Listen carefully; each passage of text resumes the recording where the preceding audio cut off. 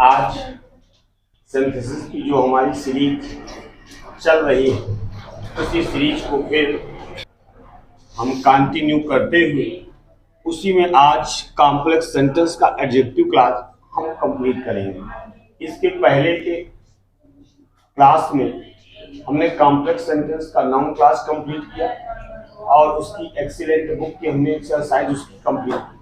आज हम adjective class और इसकी एक्सरसाइज को कंप्लीट करेंगे। तो सबसे पहले हमारा है कॉम्प्लेक्स सेंटेंस।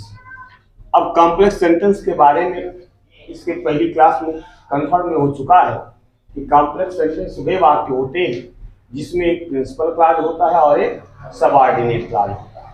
एक क्या होता है प्रिंसिपल क्लॉज और एक दूसरा क्या होता है सबऑर्डिनेट क्लॉज होता है।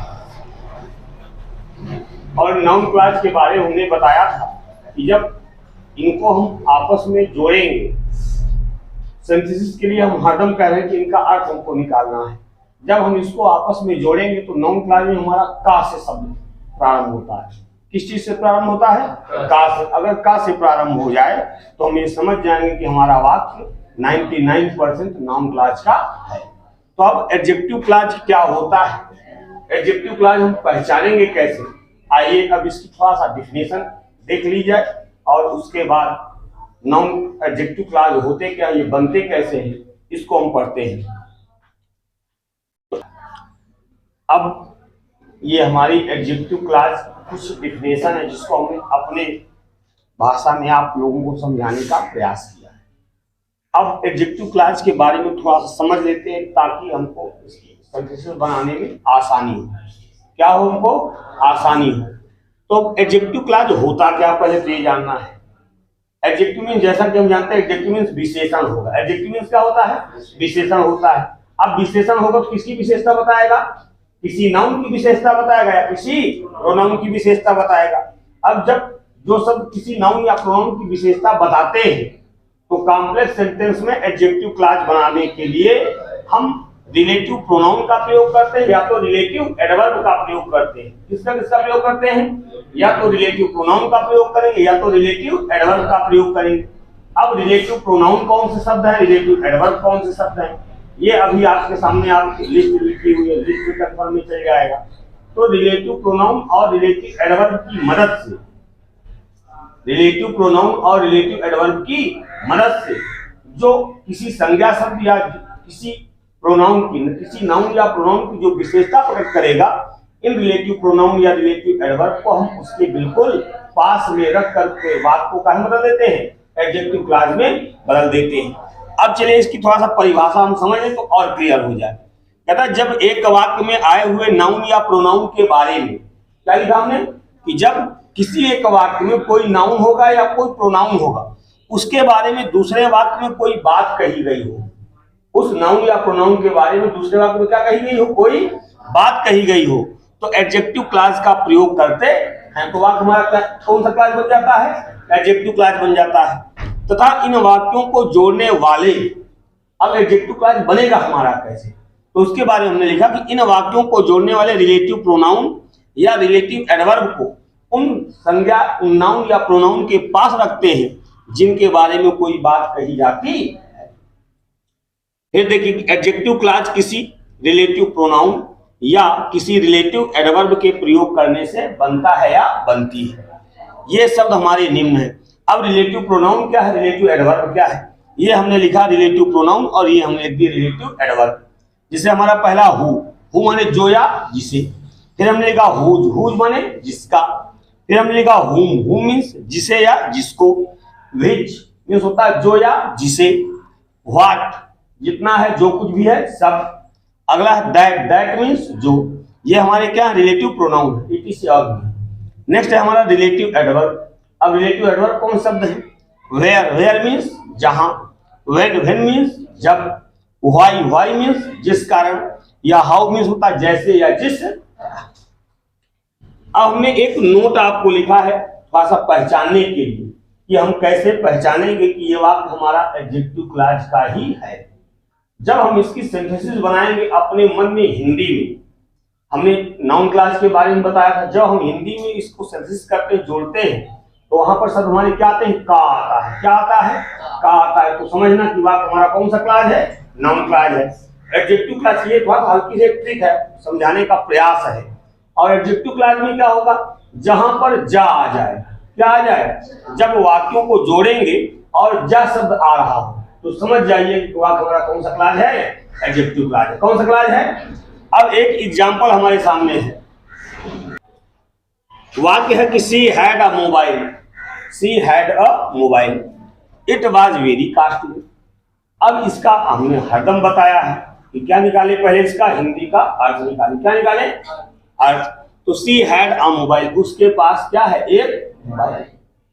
इट वाज वेरी कॉस्टली, यह बहुत सस्ता है, सॉरी महंगा है, कॉस्टली मीन्स महंगा। एक चीज और ध्यान देना, अगर सजीव की बात हो, काहे की बात हो, सजीव की बात होगी तो हम हु का प्रयोग करेंगे। काहे का प्रयोग करेंगे? हु का। अगर किसी वस्तु की बात होगी, काहे की बात होगी, किसी वस्तु की बात होगी तो विच का प्रयोग करेंगे। काहे का प्रयोग करेंगे?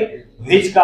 अगर जानवर की बात होती है तो मोस्टली वहां पर भी हम विच का ही प्रयोग करते हैं। काहे का प्रयोग करेंगे? विच का।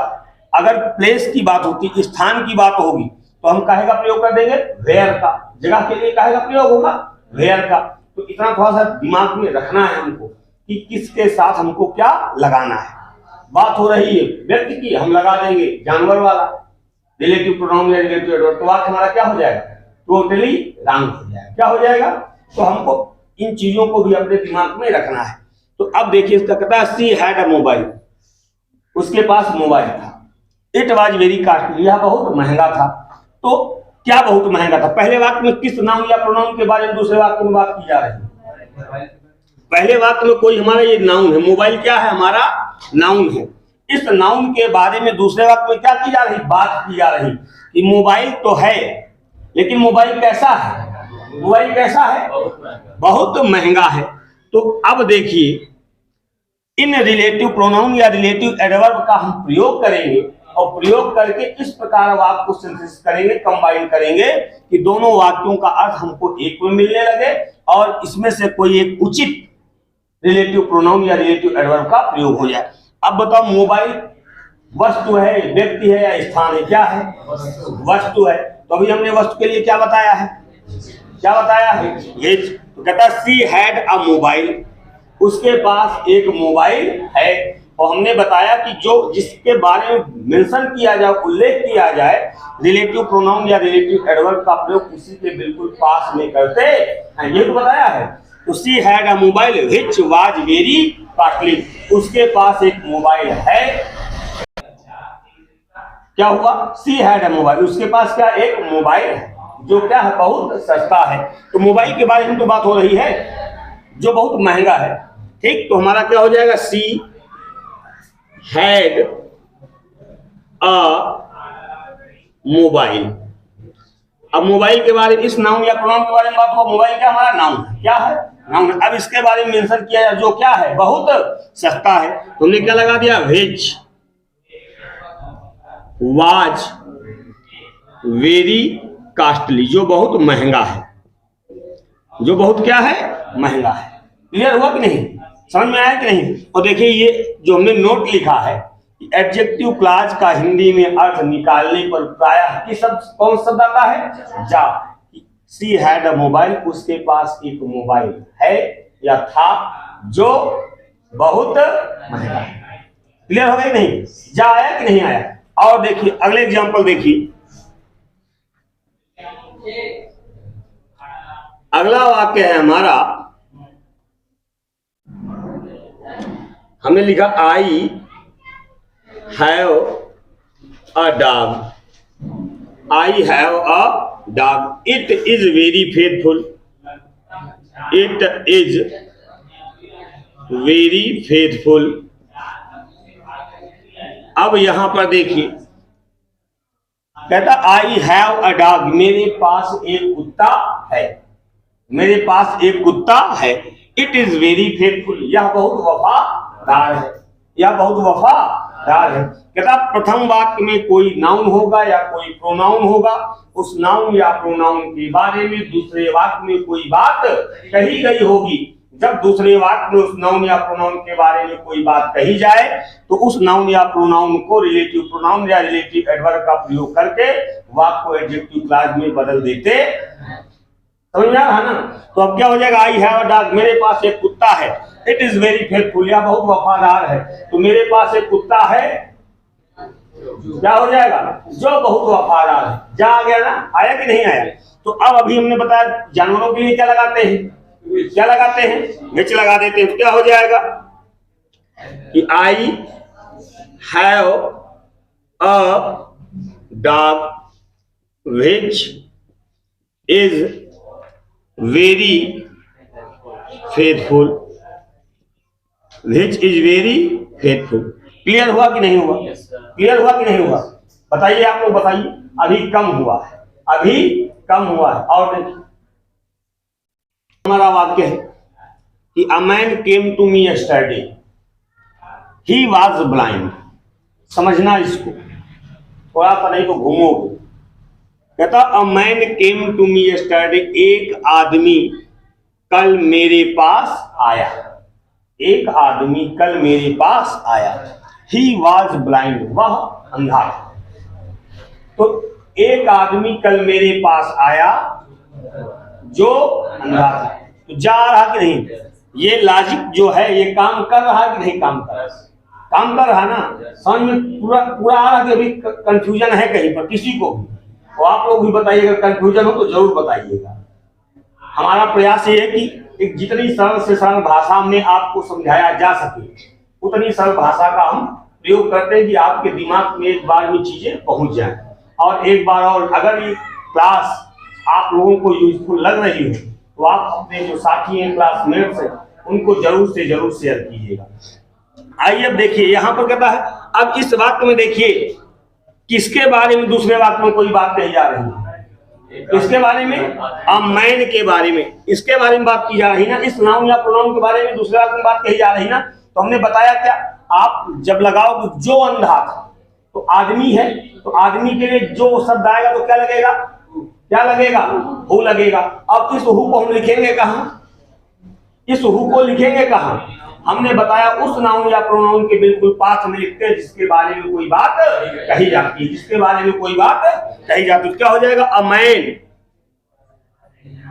अ man who was blind, who was blind. उसके बाद केम टू मी,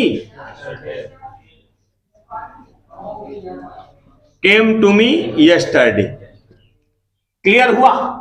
समझ में आया कि नहीं आया? अभी भी कम आया है, अभी भी कम आया है। इसको जल्दी से लिखिए और लिखने के बाद फिर एक दो एग्जाम्पल और होते तब इसकी एक्सरसाइज चलेगी। और आप लोग भी जो देख रहे हैं उनसे हम यही कहना चाहेंगे कि ये पूरा आप अपनी कॉपी में एज इट इज नोट कर लीजिए। आपको कहीं पर दूसरी जगह जाने की आवश्यकता नहीं है, पूरा सेंटेंस यही पर एक जगह आपको कंप्लीट मिलेगा। नेक्स्ट हमारा एग्जाम्पल का चौथा नंबर का क्वेश्चन, बात क्या है कि आई सॉ अ प्लेस, मैंने एक स्थान देखा। आई वॉज बॉर्न देयर, मैं वहां पैदा हुआ। अब देखो यहां पर बात काहे की कर रहा है, स्थान की, और देयर ये काहे को सूचित कर रहा है, उस जगह को सूचित कर रहा है जहां पर मैं पैदा हुआ। तो जब हम इसको कंबाइंड करेंगे तो ये जो हमारा शब्द होता है देयर, ये जो हमारा शब्द होता है क्या, देयर, ये हमारा अपने आप हट जाता है। तो अब कहता आई सॉ प्लेस, मैंने वह जगह देखी। अब इस वाक्य में कोई एक नाउन होगा या कोई एक प्रोनाउन होगा, किसके बारे में दूसरे वाक्य में बात कर रहा है, प्लेस के बारे में तो बात कर, इसी चीज के बारे में तो दूसरे वाक्य में बात हो रही है। तो मैंने वह जगह देखी, आई वाज बॉर्न, मैं पैदा हुआ था। तो मैंने वह जगह देखी, मैंने वह जगह देखी, क्या लगेगा, जहां। तो जहां के लिए रिलेटिव एडवर्ब में क्या लग गया, क्या लग गया, वेयर। तो हम इसको कंबाइन करेंगे तो क्या हो जाएगा, बोलिए। आई, अभी भी कंफ्यूजन है क्या, बोल क्यों नहीं पा रहे हो आप लोग? हो जाएगा I saw a place, I saw a place. उसके बाद where, where I was born, where I was born. अभी भी अगर कंफ्यूजन है आप लोगों के मन में, एक और एग्जाम्पल लीजिए। अगला एग्जाम्पल है हमारा सी burst into tears. She burst into tears. I do not know. I do not know the reason. The reason of it. I do not know the reason of it. अब यहां पर चलिए, वाक्य थोड़ा सा घूम रहा है। She burst into tears.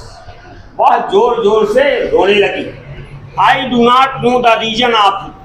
मैं इसका कारण नहीं जानता।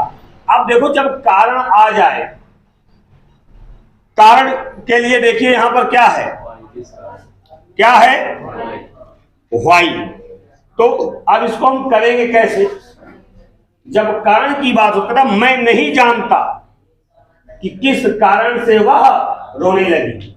मैं नहीं जानता कि वह किस कारण से रोने लगी, जिस कारण से वो रोने लगी। ठीक है, तो अब इसको हम जब कंबाइन करेंगे तो कैसे करेंगे? हो जाएगा हमारा ये प्रिंसिपल क्लास हम बना रहे हैं कि I do not know, I do not know the reason. मैं वह कारण नहीं जानता जिसकी वजह से वह रोने लगी। और क्या लगा दें, क्या लगाएं बताओ? व्हाई सी